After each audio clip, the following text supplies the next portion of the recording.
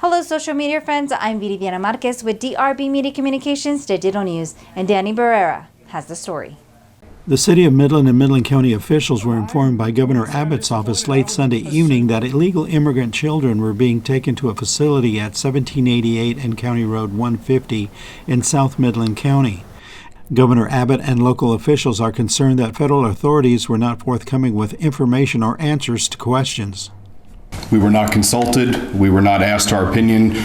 It was not asked of local law enforcement what they thought of this particular location. We found out in the middle of the night on a Sunday night that this was coming to the community. We're doing the best we can to fact find and understand what exactly the community should be expecting in the coming days and weeks. Some answers are available, but a lot are not. What's at stake is our community. How long is this going to last? I can ask all the questions you guys can ask.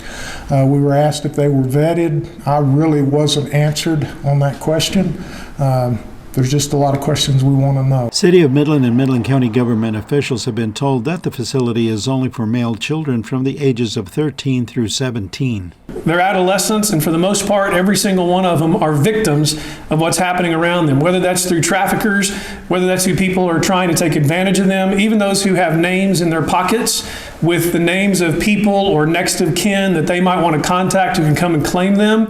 We know there's probably going to be someone else that's going to be shipped up here to replace them, and we are really not going to be able to track the safety of the child who's going to be turned over to someone. Unaccompanied minors are crossing in from the Mexico-El Paso border. Congressman August Pfluger of the Texas 11th District wants President Biden to call it a border crisis. Border Patrol agents saw just yesterday, they saw a 5-year-old, a 3-year-old, and a 1-year-old, all siblings, holding hands approaching the border, no parents in sight. I mean, you think about that. As somebody who has 3 daughters and all of us who have children, this is a tragedy that we haven't seen before. And the fact that we're not calling it a crisis from the president is shameful. Most of the unaccompanied minors will require some type of medical treatment when they are processed into the facility at South 1788 and County Road 150. Local elected officials were informed that there are children that are being bused into the facility that have COVID-19. There are medical professionals here. The Red Cross is inside. Health and Human Services has their own medical team that will be here. One of the most important things that I asked was, what about the COVID testing? And so along the border, they're not testing people for COVID.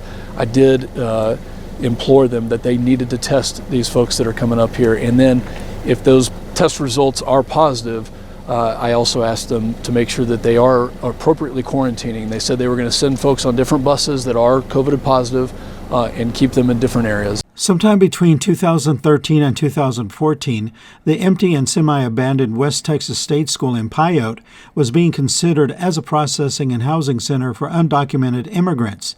This facility could be used to house the unaccompanied minors, but due to lack of coordination between federal officials, this has not been considered. We had no prior knowledge that this was going to happen, and so had that been the case and the coordination would have happened, then we could have offered ideas, but they indicated there was no indication that they looked at other facilities. It is unknown how long the Department of Safety and Homeland Security and the Department of Health and Human Services will be using this facility. Congressman August Pfluger and Midland elected officials are hoping that this will not be a trend of being blindsided by U.S. government officials.